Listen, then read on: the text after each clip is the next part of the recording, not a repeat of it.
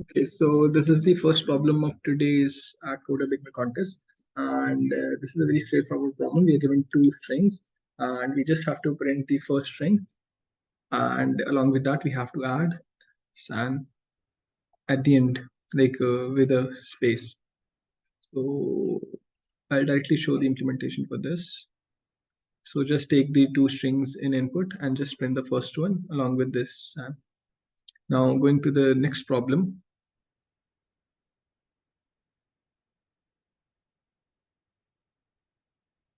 So in the next problem B, we are given that we have n bases worldwide numbered 1 to n, and base I has WI employees.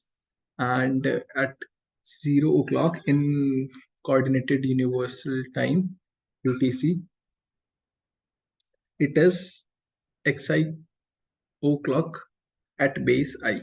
So basically it is XI clock ahead at base I.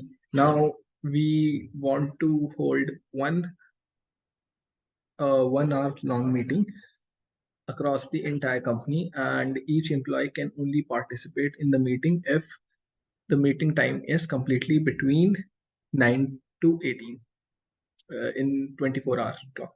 So we have to find the maximum number of employees that can join this meet.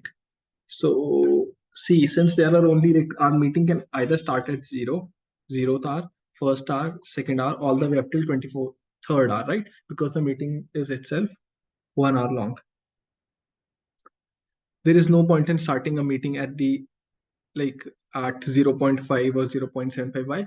Because the hours which are given to us, x, are all integers. So we can try and like check for each of these. If we start at this, how many people will be able to join? So how to check that?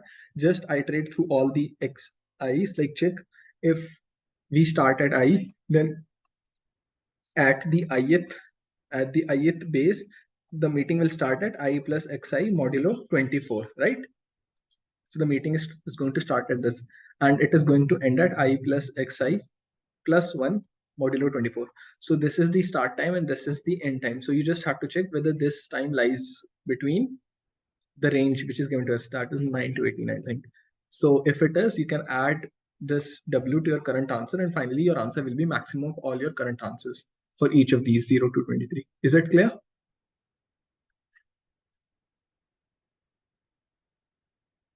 Is it clear? Yes, no?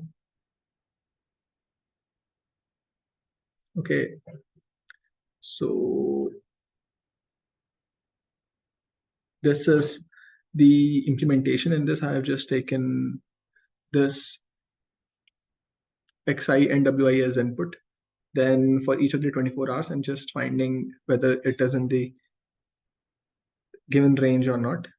And if it is, I'm just checking that this should be like I'm adding it to temp, and finally my answer is nothing but maximum of answer or temp. I have done this is less than equals to 17 because I can do this like plus 1 is less than equals to 18. Like it should end before or at 18. So instead of adding 1, I have just checked whether it's less than or equals to 17 or not. And this thing should be more than 9. So let's go to the third problem. In third problem, we are given that we have 0 or more sensors in a H and H rows and W columns grid. And basically, if two sensors are like adjacent to each other, by adjacent, either they are like adjacent in a row or in a column or diagonally. Like these two are adjacent. So we can consider all of those as one. So what we can do in this problem, we can iterate through our grid, and if we see that there is an unvisited sensor, we'll start our DFS or BFS from that and mark all the sensors that can be visited or that can be reached by going only either moving in row direction or in column direction or diagonally. So there are 8 possible directions that in which we can move. So after this, we'll visit all these cells that can be visited. And each time when we find a cell which has a sensor and is not visited, we'll increase our answer by 1. Basically, we are finding the number of components. Is it clear?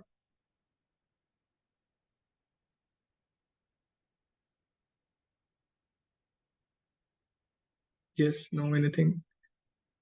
Okay, so I'll show the implementation. So these are the 8 directions in X and Y. Basically X, Y, minus one means I'm going one row back and one column back. So basically moving in top left direction. So diagonally I'm moving top left. So this is the grid. This is the directions. Then for each ij, if it is not visited and the current cell is having a sensor, I'll increase my answer by 1 and I'll perform DFS. So this is performing the DFS, simple DFS. Just move in the 4 directions. If there is a cell, check if it's not visited and check that it is having a sensor. So finally we can print our answer. So I hope this is clear. We'll move to the fourth problem.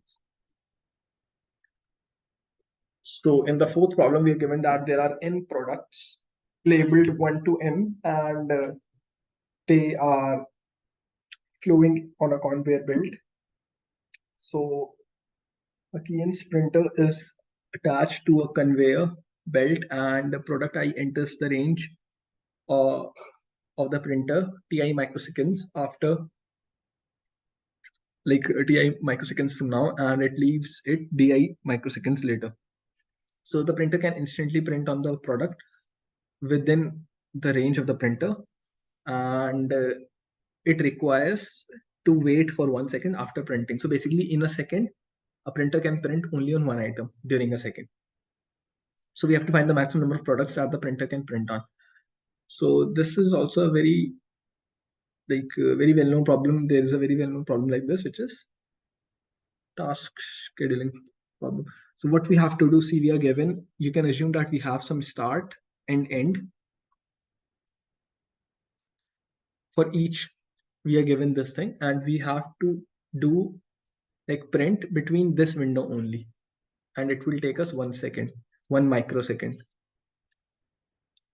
and we have to do between this and this only, right?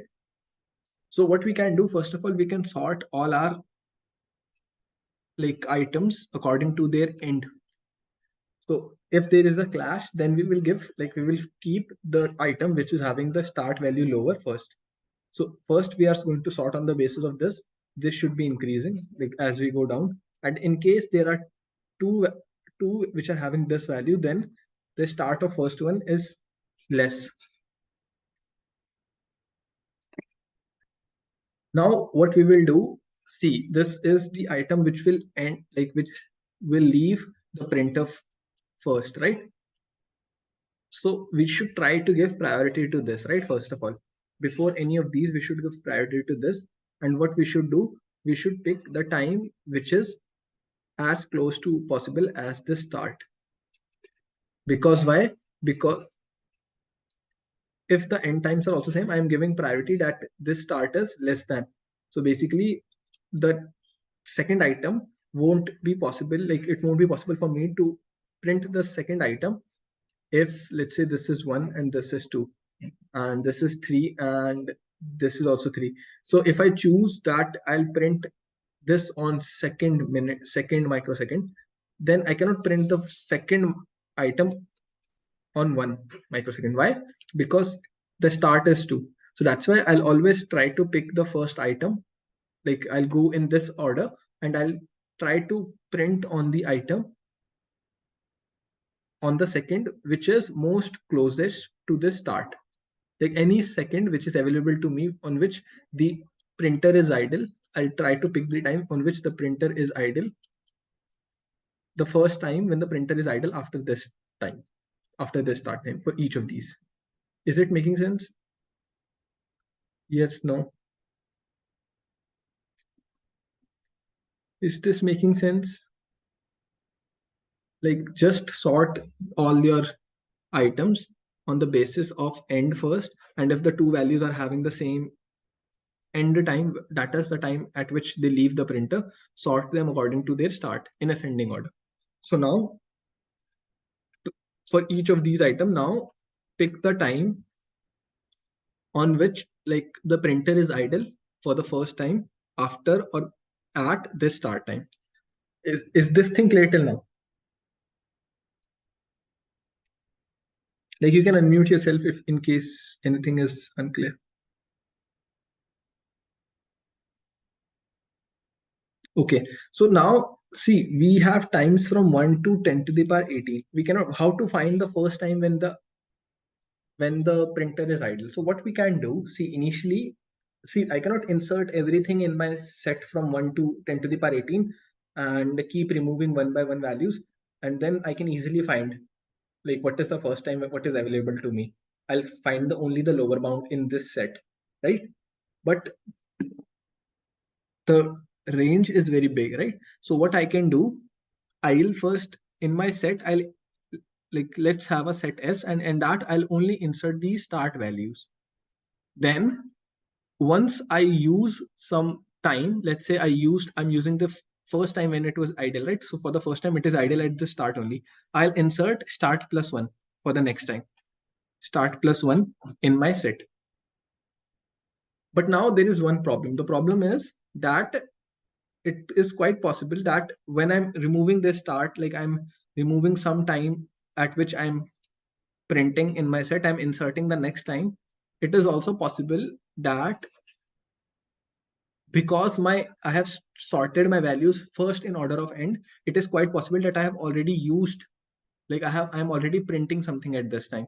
So I cannot insert this start plus one back again in my set. So how to do this? I'll maintain another set, let's say T, and that set will finally have all the values that are removed. Because later on, I'll S is just for knowing what are what all times are available to me, like what all microseconds are available to me, and T set will hold all the microseconds that have been removed. Is it making sense why I need two set? Because when when I'm using the smallest time, which is after start, I'm inserting that time plus one. Let's say this was the time which is after start on which printer was idle. I'll use this time, remove this from set S, and insert time plus one back in my set. So, but when I do this, one thing that I have, there's a problem, that is it's possible that at time plus one I was having another printer, another like printer was printing on another item. So then I cannot insert this thing. So later on I need to remove this extra that I've inserted in set. So how to do this? If I have this time plus one in my set, if this time plus one is already in my set T, then I can remove it. So set T will only have those values which have been removed. I'll show you the implementation and see. First of all, I am first taking this is the first at which the item enters the printer. This is the time it will take the item, this much time it will be inside the printer, like in the conveyor belt, in the range of printer. Then I'm just finding at what time it will be out of the printer range. So I'm just adding this first value to the second. Now this is the sort function that I was talking. So in this sort function, first I'm giving priority to the second values. They will be sorted according to if the second value is smaller than the first. And if they, in case these two are equal, like I and j are having the same second values, that is the time when they will be out of the printer's range, then they are sorted according to their first values. Now these are the two sets. In first set S, I am inserting all the items entering value, entering time. Now, first of all, I'm going through all of the items in sorted order. And what I'm doing, I'm first checking that if the time which is available to me, the first time which is available to me, more like the first time which is more than or equals to a dot first, which is available to me, if this is more like there is no time available to me which is more than or equals to a dot first, I'll simply continue because I cannot print it. I cannot print on the ith item if there is no time which is available to me after or at ai of first. Lower bound does that only, right? Finds the first thing which is more than or equals to this ai first. Then, like I said, all the times in T are those which have been removed. So while there is something that is ai dot first, like something more than this thing which is inside T, I'll keep removing these things.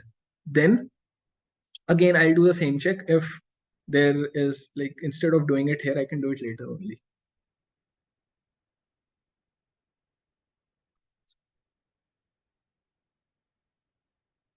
Okay, like instead of like why I remember why doing it here, because so that I don't get, if this thing turns out to be s dot end, then like there can be an issue. So that's why we can do it like this also after removing this. But anyway, so again put the same check, then find the first value that which is more than or equals to ai dot first, and on this time I'll print the ith item. Now on this time I'll print the ith item. So just check if this is more than ai dot second, because you cannot print on the ai dots like after ai dot second. So you will continue. Otherwise, if this is less than or equals to ai dot second, that is the time at which the ith item will leave the range of printer. You can increase your answer. You can remove this from set S. You can insert k plus 1 in your set, and you can insert this in T. Why T? So that later on you don't, if you even insert k back in your set S, you can remove it here. Is it clear? Okay, which part is not clear? Like which of these statements is not clear?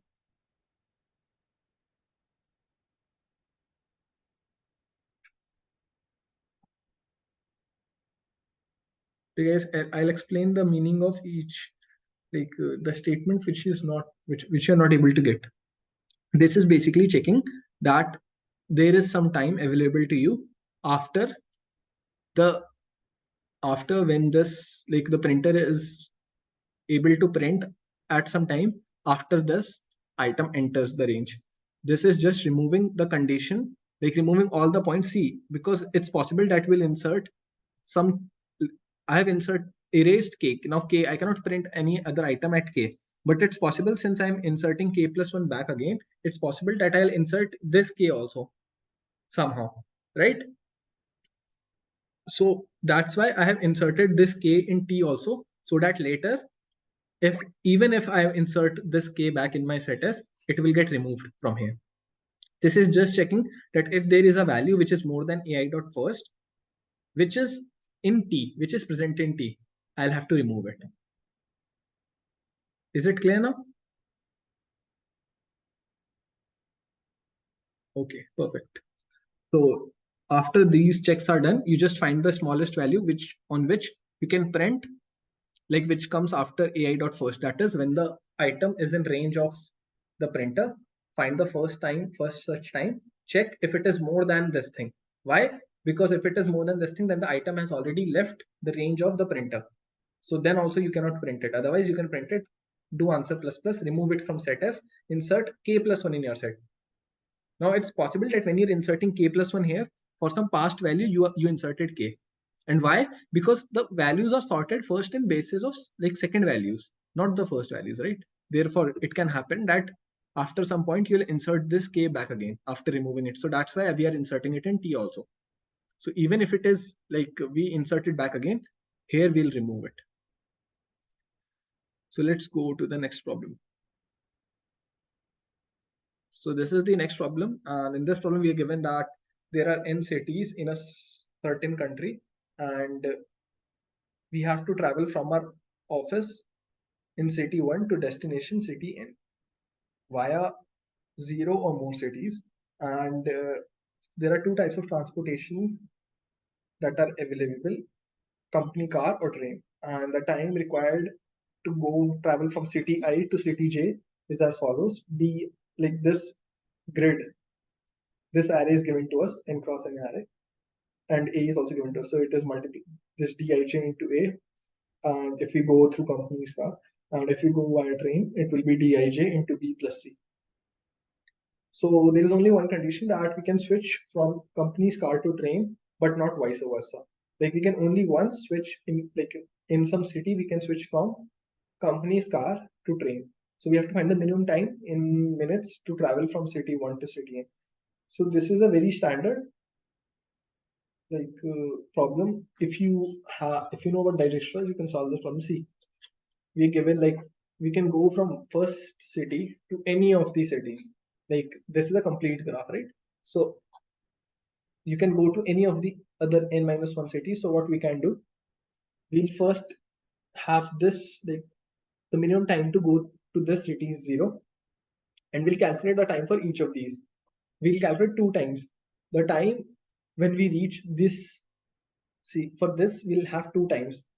0 is when we are in company's car, and 1 is when we are on this city and we are in train.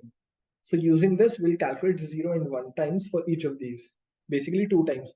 0 representing the time taken by to like minimum time to reach the city, when and on this city we are in car, and 1 means that we are in train. So basically transitions are simple. You just have to take care that when you are in car, you can end up in the next city in either the car only or in train. But when you are in train, that is this value, you can only end up in train. Is it clear? Yes, no. Other than that, it's simple directions.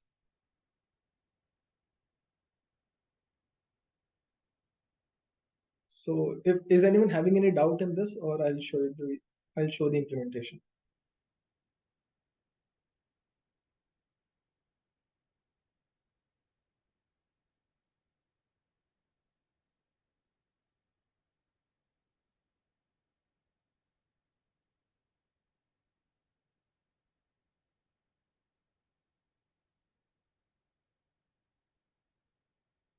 Yes, if you take a train once, then there is no option to take car. Is there any other doubt?